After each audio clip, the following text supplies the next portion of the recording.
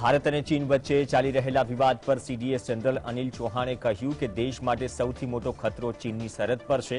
આ સાથે તેમણે કહ્યું કે લીપુલેખ, બડાહૌતી અને અરુણાચલ પ્રદેશમાં ચીન સાથે વિવાદ ચાલી રહ્યો છે। સીડીએસ જનરલ અનિલ ચૌહાણ પર બોર્ડર ટુરિઝમની સંસ્કૃતિ વધારવા પર ભાર મુકાયો છે તેમ કહ્યું અને કહ્યું કે દરેકને પોતાની સરહદો જોડવાની ઈચ્છા હોય છે, તેથી બોર્ડર ટુરિઝમની સંસ્કૃતિ વધારવી પડશે। સીડીએસ જનરલ અનિલ ચૌહાણે ઉત્તરાખંડમાં સરહદી ગામોમાં થઈ રહેલા સ્થળાંતર પર પણ કહ્યું કે રાજ્યના ઘણા ગામો ઉજ્જડ થઈ ગયા છે। આ ગામડાઓ ફરી વસાવી શકાય કે કેમ તે અંગે અમારે શક્યતાઓ શોધવી પડશે। દેશની સુરક્ષામાં સરહદી ગામોનો પણ મહત્વનો ફાળો છે, તેથી જ અહીં વસ્તીનું પુનઃસ્થાપન થાય તે જરૂરી છે।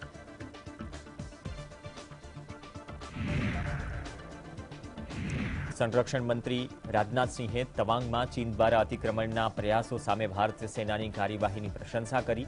अफ्रीकीना एक कार्यक्रम दरमियान तेमणे कह्युं के गलवान होय के तवांग, भारतीय सेनाए हमेशा पोतानी बहादुरी साबित करी छे। राजनाथ सिंहे कह्युं के अमे क्यारेय विपक्षना कोई नेतानी मंशा पर सवाल उठाव्या नथी, अमे नीतिओ पर सवाल उठाव्या छे। तेमणे कह्युं के गलवान होय के तवांग आपनी सेनाए जे शौर्य अने बहादुरी बतावी छे तेना जेटला वखाण करवामां आवे तेटला ओछा छे। राजनीति सत्य बोलीने थाय छे, जूठुं बोलीने लांबा समय सुधी राजनीति करी शकाती नथी। रक्षामंत्रीए कह्युं के अमे विश्वना कल्याण माटे महासत्ता बनवा मांगीए छीए। एवुं न मानवुं जोईए के अमे कोई देश पर आधिपत्य जमाववा मांगीए छीए अथवा तो कोई बीजानी 1 इंच जमीन पर पण कब्जो करवा मांगीए छीए। अमे भारतीय संस्कृतिमां मानीए छीए। ये शौर्य और पराक्रम का परिचय दिया है, उसकी जितनी भी प्रशंसा की जाए वह कम है।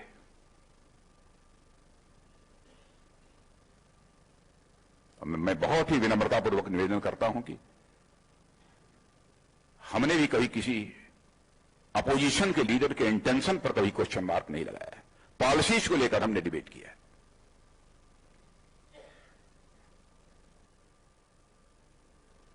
राजनीति सच बोलकर ही की जाती है, झूठ बोलकर लंबे समय तक राजनीति नहीं की जा सकती। लेकिन मैं विनम्रतापूर्वक निवेदन करना चाहूंगा कि यदि मैं यहां पर सुपर पावर और महाशक्ति की बात कर रहा हूं तो इसका अर्थ यह कदापि नहीं लगाना चाहिए कि हम दुनिया के दूसरे देशों पर डोमिनेट करना चाहते हैं अथवा दुनिया के किसी देश की 1 इंच जमीन पर कब्जा करने की हमारी मंशा है।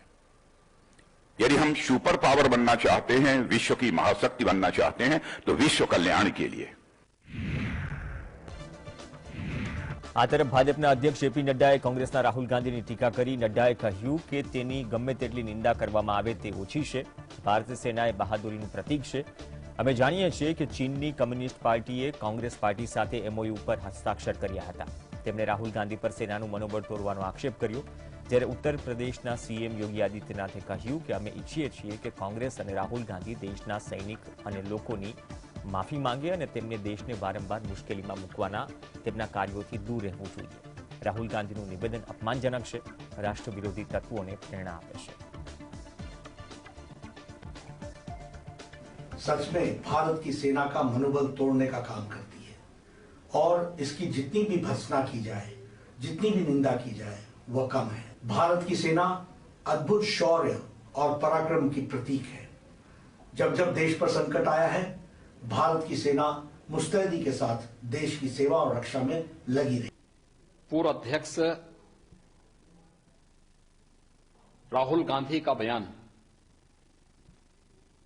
अत्यंत ही अमर्यादित, बचकाना और राष्ट्र विरोधी तत्वों को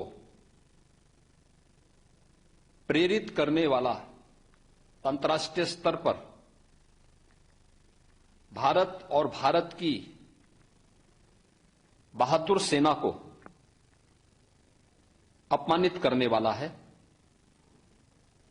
हम उनके इस बयान की निंदा करते हैं। तो राहुल गांधीना निवेदनने लईने नेताओए कांग्रेसना पूर्व प्रमुखने आड़े हाथ लीधा। कांग्रेसना पूर्व अध्यक्ष राहुल गांधीना चीन साथे जोड़ाયેલા निवेदन पर भाजपे वळतो प्रहार कर्यो। भाजप प्रवक्ता गौरव भाटियाए कांग्रेस અને રાहुल गांधीने घेर्या। એટલું જ નહીં, તેમણે રાहुल गांधीની તુલના જયચંદ સાથે પણ કરી નાખી। સામા પક્ષે કોંગ્રેસના પ્રવક્તા પવન ખેડાએ ભાજપ પર વળતો પ્રહાર કર્યો અને 1986માં કોંગ્રેસની સરકારમાં સેનાએ કરેલી કાર્યવાહીની પણ યાદ અપાવી. मल्लिकार्जुन खड़गे जी पार्टी के अध्यक्ष आप हैं. भारत की विपक्षी पार्टी आप हैं. आपकी क्या मजबूरी है कि राहुल गांधी को आप पार्टी से निष्कासित नहीं कर सकते? इस बयान के लिए जो भारत को नीचा दिखाता है, जो हमारी सेना का मनोबल तोड़ता है. चीन को सबसे करारा जवाब राजीव गांधी की सरकार ने ऑपरेशन फैल्कन में 1986 में दिया, जब इसी तवांग सेक्टर में चीन ने कुछ शैतानी करने की कोशिश की. उस वक्त जनरल सुंदर जी थे. राजीव जी और जनरल सुंदर जी की अच्छी टीम थी. राजीव गांधी की सरकार ने फौज के हाथ नहीं बांधे हुए थे. ऑपरेशन फैल्कन हुआ. ऑपरेशन फैल्कन जब हुआ, चीन घबराहट के मारे नेगोशिएटिंग टेबल पर आया. फ्लैग मीट हुई, नहीं तो फ्लैग मीट भी नहीं होनी थी. फ्लैग मीट के बाद चीन पीछे हटा. पीछे हटने के बाद राजीव गांधी ने उस मौके का पूरा फायदा उठाकर अरुणाचल प्रदेश को एक राज्य घोषित किया. ये होता है राजनीतिक इच्छा शक्ति. आज की तरह नहीं, मुंह खोला तो क्लीन चिट दी, अन्यथा मुंह ही बंद रखा चीन पर. તવાંગ સરહદે ભારત અને ચીનના સૈનિકો વચ્ચે અથડામણ બાદ સ્થિતિ હાલ નિયંત્રણમાં છે. તવાંગના સરહદી વિસ્તારના લોકોને પણ ભારતીય સેના પર પૂર્ણ વિશ્વાસ દાખવ્યો છે. સાથે ચીન દ્વારા ભારતીય ગામડાઓમાં ઘૂસવાની ચર્ચાઓ ચાલે છે, તેને પણ સ્થાનિકોએ ફગાવી. આગામી વર્ષ સુધી સેના સુધી પાકો રસ્તો તૈયાર થશે તેવી પણ આશા વ્યક્ત કરાઈ. यहाँ विलेजर्स जितना भी है वो लोग सपोर्ट करता ही है, तो आगे भी हमेशा सपोर्ट करता ही रहेगा. और जितना भी अभी तनाव हो रहा है इंडियन और चाइनीज़ के बीच में, तो वो सब तो मसला हल ही हो रहा है. अभी भी फिलहाल उधर भी बात कर रहे हैं हमारे ये डिफेंस मिनिस्टर राजनाथ सिंह जी, उधर बात कर रहे हैं. तो जो भी हो सही रहेगा. अभी फिलहाल तो अंडर कंट्रोल में ही है. मैं जिस तरह से जो न्यूज़ चैनल में फैलाया जा रहा है कि बहुत ये हो रहा है, तकलीफ हो रहा है, यहाँ पे ये हो रहा है, ऐसा कुछ नहीं. आप हम लोगों को देख सकते हैं. यहाँ पे एकदम कूल बैठे हैं हम लोग बहुत एकदम शांति में बैठे हुए हैं. वो पूरा इंडियन आर्मी की वजह से उन लोग हमको सपोर्ट करते हैं और हम लोग भी उनको सपोर्ट करते हैं. जिस तरह से वो मतलब किसी भी चैनल से मतलब हम लोग उनको सपोर्ट करते हैं. तो ऐसा कुछ नहीं है कि हम उन लोगों को न्यूज़ चैनल में जो बताया जा रहा है कि यहाँ पे चाइनीज लोग आ रहे हैं, हमको तकलीफ कर रहे हैं, ऐसा कुछ नहीं है. ऐसा कुछ प्रॉब्लम नहीं है. जो મુંબઈના મઝગાંવ ડોકયાર્ડમાં નિર્માણ કરાયેલા આઈએનએસ વર્મુગાઓ આગામી 18 ડિસેમ્બરે ભારતીય સેનામાં નેવીમાં સામેલ થશે. ઘણી બધી વિશિષ્ટતાઓ છે. તેના સ્પીડ ગાઇડેડ મિસાઇલ ડિસ્ટ્રોયરને આધુનિક યુદ્ધ માટે પૂરતું સક્ષમ બનાવે છે. આ યુદ્ધ નૌકાદળનું સૌથી વધુ સક્ષમ અને આધુનિક શસ્ત્રો ધરાવતું યુદ્ધ જહાજ છે. મહત્વની બાબત છે કે તેના બહારનો ભાગ સ્પેશિયલ સ્ટીલથી બનાવાયો છે, જેથી દુશ્મનના રડાર તેને ટ્રેક કરી શકે નહીં. આ યુદ્ધ જહાજમાં મધ્યમથી દૂર સુધી પ્રહાર કરી શકે તેવી એસએમ મિસાઇલ, વિવિધ નિશાનો પાડી શકે તેવા એસટીએસ મિસાઇલ, ટોર્પીડો ટ્યુબ અને લોન્ચર અને બો માઉન્ટેડ સોનાર સામેલ છે. આ જહાજ પર બ્રહ્મોસ, બરાક 8 જેવા 8 મિસાઇલ્સ હશે. દેશના સૌથી વધુ આધુનિક યુદ્ધ જહાજ એડવાન્સ ગાઇડેડ મિસાઇલ ડિસ્ટ્રોયરમાં ઇઝરાયલના multifunctional surveillance threat alert radar MF star લગાડ્યા છે. તો કેટલાક કિમી સુધી દૂરના લક્ષ્યાંકને ઓળખી શકે છે, જેથી ચોક્કસ નિશાન પાર પાડી શકાય. ઉડતા વિમાન પર 70 કિલોમીટર દૂરથી અને જમીન કે સમુદ્ર પરના લક્ષ્યાંક પર 300 કિલોમીટર દૂરથી નિશાન પાર પાડી શકે છે. તેમાં AK-630 anti missile gun system પણ છે. વર્મુગાઓ પર 2 RBU 6000 પ્રકારના એન્ટી સબમરીન રોકેટ લોન્ચર છે. ગમે તેટલી ખરાબ મોસમમાં પણ તેની પર હેલિકોપ્ટર ઉતરી શકે અને ટેક ઓફ પણ કરી શકે. ब्रावो में 4 जहाज हैं, विशाखापट्टनम, मार्मागांव, इम्फाल एंड सूरत. इन जहाज़ों के लिए कॉन्ट्रैक्ट नेवी ने MDL के साथ 2011 में साइन किया था. मार्मागांव की कील 2015 में ले की गई थी. 2016 में इसका मेन हल स्ट्रक्चर बन के खड़ा हुआ और 2022 में आप देख रहे हैं कि ये जहाज़ पूरी तरीके से तैयार है वेपन्स एंड सेंसर्स के साथ. And ready for any operational deployment. जो हमारा 18 तारीख को कमीशनिंग होगा उसके बाद हम पूरी तरीके से तैयार हैं किसी भी चैलेंज को लेने के लिए। एंड उसके अलावा बाकी 2 जहाज़ जो फॉलो ऑन करेंगे इम्फाल एंड सूरत आने वाले वक्त में, वो भी ज्वाइन करेंगे नेवी को जल्द ही। सो P-15 ब्रावो एक्चुअली काफ़ी इंपॉर्टेंट प्रोजेक्ट है नेवी के लिए। एंड मारमागांव के आ जाने के कारण अब 2 जहाज़ हो जाएंगे ऐसे जो नेवी के साथ रेडी हैं, उपलब्ध हैं। हैदराबादમાં ભારતીય વાયુસેના એકેડમીમાં ભારતીય વાયુસેનાની સંયુક્ત ગ્રેજ્યુએશન પરેડ યોજાઈ, જેમાં વાયુસેના દ્વારા શાનદાર એર શોનું આયોજન થયું। જુદા જુદા એરક્રાફ્ટ અને હેલિકોપ્ટર દ્વારા કરતબ દેખાડવામાં આવ્યા। એર શોમાં સુખોઈ 30 MKI ફાઇટર એરક્રાફ્ટે અદ્ભુત સ્ટન્ટ કર્યા। આ ઉપરાંત વાયુસેનાના સૂર્યકિરણ એરક્રાફ્ટની એરોબિક ટુકડીએ શાનદાર પરફોર્મ કર્યું, જ્યારે કે સારંગ હેલિકોપ્ટરે રોમાંચક સ્ટન્ટ કર્યા।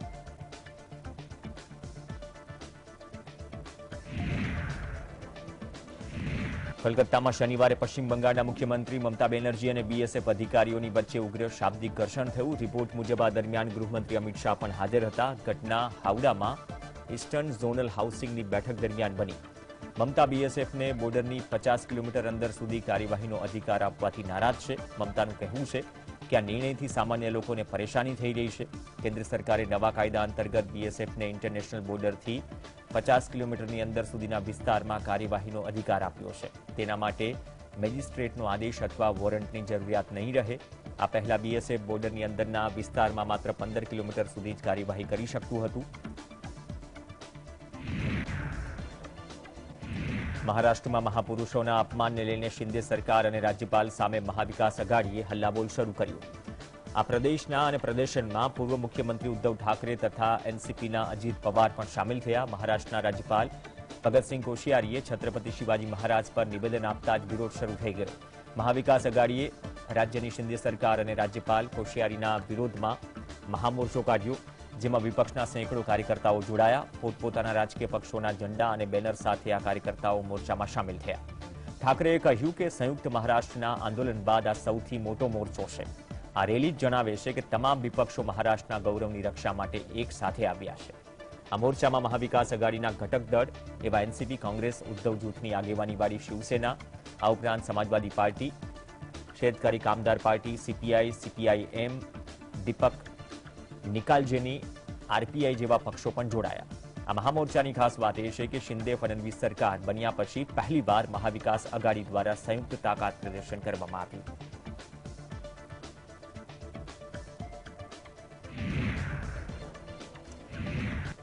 मुंबईमां महाराष्ट्र विकास अघाड़ीए राज्यनी शिंदे सरकार तेमज राज्यपाल कोश्यारीना निवेदन मुद्दे मोर्चो मांड्यो, त्यारे आ मोर्चाने फ्लोप गणावता राज्यना नायब मुख्यमंत्री देवेन्द्र फडणवीसे કહ્યું કે આ મોરચો એક રાજકીય મોરચો છે જે લોકો દેવી દેવતાઓને અપશબ્દ કહે છે, સંતો પર અપમાનજનક નિવેદન આપે છે, જેમને ખબર નથી કે મહાપુરુષોનો જન્મ ક્યાં થયો છે। એવા લોકો દ્વારા આયોજિત કરવામાં આવેલો મોરચો ફ્લોપ જ થવાનો હતો અને આ એક નેનો મોરચો હતો। जिस प्रकार से ये मोर्चा निकाला गया है, इनके पास इश्यूज समाप्त हुए। देखिए, छत्रपति शिवाजी महाराज या डॉक्टर बाबा साहेब आम्बेडकर ये हमारे लिए कल भी पूजनीय थे, आज भी और कल भी रहेंगे। लेकिन मोर्चा कौन निकाल रहे हैं? जो रोज डॉक्टर बाबा साहेब आम्बेडकर का अपमान कर रहे, जो रोज संतों का अपमान कर रहे, जो वारकरी संप्रदाय का अपमान कर रहे, हिंदू देव देवता का अपमान कर रहे, ये लोग इस प्रकार का मोर्चा, इनको अधिकार क्या है, इनको हक क्या है? इनको कोई हक इस प्रकार का नहीं है और ये सारा ढकोसला है। मैं ऐसा मानता हूं कि मोर्चा पूरी तरह से विफल है। चूंटणी रणनीतिकार प्रशांत किशोरे बिहारना मुख्यमंत्री नीतीश कुमार ने मुद्दे मोटું નિવેદન આપ્યું। કહ્યું કે રાજ્યના નાયબ મુખ્યમંત્રી તેજસ્વી યાદવને મુખ્યમંત્રી બનાવવા માટે વર્ષ 2025ની રાહ જોવાની જરૂર નથી। બિહારમાં નીતિશ અને તેજસ્વીના ગઠબંધનમાં આરજેડીનું વધારે યોગદાન છે, તેથી સીએમ નીતિશ કુમારે તેજસ્વી યાદવને મુખ્યમંત્રી બનાવી દેવા જોઈએ। આવું કરવાથી તેજસ્વી યાદવને 3 વર્ષ કામ કરવાની તક મળશે અને લોકોને તેમના કામના આધારે મતદાન કરવાનો અવસર મળશે। પ્રશાંત કિશોરે એક દિવસ પહેલા પણ નીતિશ કુમાર પર નિશાન તાક્યું। બિહારમાં લઠ્ઠાકાંડથી થયેલા મોત મુદ્દે પ્રશાંત કિશોરે કહ્યું હતું કે નીતિશ કુમારનો સર્વનાશ નક્કી છે। मतलब नीतीश कुमार का मतलब ऐसा है कि बिहार कोई नीतीश कुमार की जागीर थोड़ी ना है। जिसको अपना चेहरा बनाना है दल का बना दे, लेकिन बिहार की जनता तो ये भी देखेगी ना कि आप नेता होने के नाते, सामाजिक कार्यकर्ता होने के नाते, राजनेता होने के नाते, मंत्री होने के नाते आपने काम क्या किया। लेकिन मोटे तौर पर मैं यही उस पर टिप्पणी करूंगा कि नीतीश जी को 2025 तक का इंतजार नहीं करना चाहिए, तेजस्वी को अभी मुख्यमंत्री बना देना चाहिए, ताकि लोग ये देख पाए कि तेजस्वी यादव में कितनी काबिलियत है और कितना बढ़िया वो बिहार को चलाते हैं, कैसे बिहार की व्यवस्था को सुधारते हैं। પીએમ મોદી વિરુદ્ધ પાકિસ્તાનના વિદેશ પ્રધાન બિલાવલ ભુટ્ટોએ કરેલી અપમાનજનક ટિપ્પણીને ભારતીયોમાં આક્રોશ છે અને બિલાવલ ભુટ્ટોની અપમાનજનક ટિપ્પણીને લઈને ભાજપ દ્વારા દેશભરમાં વિરોધ. પાકિસ્તાનમાં રાજકીય અસ્થિરતા વચ્ચે જ્યાં એક બાજુ લોકો મોંઘવારી અને આતંકી ગતિવિધિઓથી હેરાન છે, ત્યારે બીજી બાજુ દેશની આર્થિક સ્થિતિ દિવસે ને દિવસે ખરાબ થતી રહી છે. સ્થિતિ એ છે કે નાણાકીય વર્ષના પ્રથમ 5 મહિનામાં પાકિસ્તાનમાં સીધું વિદેશી રોકાણમાં 50%થી વધુનો ઘટાડો થયો. પાકિસ્તાનના સેન્ટ્રલ બેંક પ્રમાણે નવા નાણાકીય વર્ષમાં પ્રથમ 5 મહિનામાં એફડીઆઈ અડધાથી વધુ ઘટી $430.1 મિલિયન થયું. જીમખાના ક્લબમાં ડિનરનું આયોજન કર્યું, જેમાં એનડીએના તમામ સાંસદોને તેમના પરિવારજનો ઉપસ્થિત રહેશે. એમ પણ કહેવાય એવું છે કે સીઆર પાટીલે જાતે સાંસદોને ફોન કરીને ડિનર માટે આમંત્રણ આપ્યું છે. કોઈ મોટી ગેરસમજ છે. કોઈ ગુજરાતના ધારાસભ્યોને દિલ્હી બોલાવ્યા નથી. દિલ્હીમાં એનડીએના જે સાંસદો છે એમની સાથેનો ભોજનનો એક કાર્યક્રમ 20મી તારીખે સાંજે રાખવામાં આવ્યો છે. એમાં ગુજરાતના ધારાસભ્યો અપેક્ષિત નથી. સુપ્રીમ કોર્ટે બિલ્કિસ બાનોની પુનઃવિચાર અરજીને ફગાવી. આ અરજીમાં બિલ્કિસે મે મહિનામાં સુપ્રીમ કોર્ટમાં આપેલા આદેશને પડકાર્યો હતો, જેમાં કોર્ટે કહ્યું હતું કે ગુજરાત સરકાર પાસે 11 દોષિતોના ક્ષમા આવેદન પર નિર્ણય લેવાનો અધિકાર છે. ભલે તેમના કેસની ટ્રાયલ મહારાષ્ટ્રમાં થઈ હોય. ચાલુ વર્ષે 15 ઓગસ્ટે ગુજરાત સરકારે 2002માં બિલ્કિસની સાથે થયેલા ગેંગરેપ અને તેમના પરિવારના સભ્યોની હત્યાના 11 દોષિતોને સમય પહેલા મુક્ત કર્યા હતા, જેની સામે બિલ્કિસ બાનોએ 30 નવેમ્બરે સુપ્રીમ કોર્ટમાં 2 અરજી દાખલ કરી, જેમાં એક અરજીમાં 11 દોષિતોને મુક્તિને પડકારવામાં આવી, જ્યારે બીજી અરજીમાં સવાલ કર્યો હતો કે કેસની ટ્રાયલ મહારાષ્ટ્રમાં થઈ હોય તો પછી ગુજરાત સરકાર નિર્ણય કઈ રીતે લઈ શકે.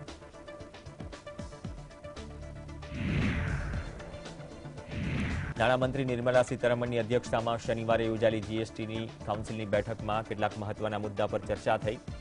નાણામંત્રીએ કહ્યું કે જીએસટી પરિષદમાં ઓછો સમય હોવાના કારણે બધા મુદ્દાઓ પર ચર્ચા ન થઈ શકી. આ ચર્ચામાં જીએસટી કાયદામાં અપરાધીકરણને લઈને નિર્ણય લેવાયો, મતલબ કે ભૂલોને ગુનાની શ્રેણીમાંથી બાકાત રાખવામાં આવી છે. જીએસટી કાઉન્સિલ કેટલાક ગુનાઓને આપરાધિક ઠેરવવા માટે સંમત થઈ છે.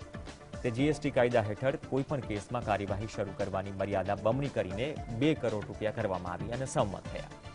રેવન્યુ સેક્રેટરી સંજય મલ્હોત્રાએ આ અંગે માહિતી આપી.